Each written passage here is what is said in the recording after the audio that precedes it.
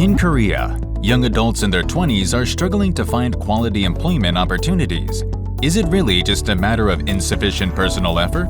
Most youths point to the increasing trend of companies hiring experienced candidates as a major cause of the difficulties they face in finding employment.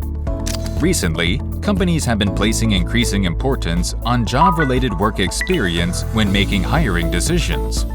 Accordingly, the share of experienced hires in recruitment plans has been steadily increasing, while the proportion of entry-level hires has been gradually declining.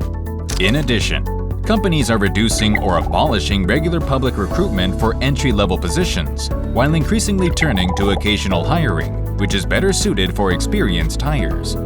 These changes stem from structural shifts in the domestic labor market. First, as many workers no longer seek lifetime employment, job switching has become more frequent compared to the past. At the same time, from the perspective of firms, the growing complexity of job-related skills has increased the cost of training new employees. As a result, companies have come to prefer experienced workers who can be deployed to the field immediately over entry-level hires. So, just how much is this shift affecting youth employment? As experienced hiring has increased, the probability of inexperienced workers securing regular positions has declined to about half the level of experienced workers. This is likely to disproportionately reduce the employment rate of young people in their 20s compared to other age groups.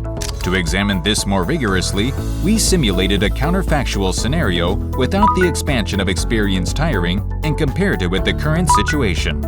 The results show that the increase in experienced hiring has had a greater negative impact on the regular employment rate of workers in their 20s than those in their 30s. Specifically, it widened the gap in regular employment rates between the two age groups from 10 percentage points to 17 percentage points.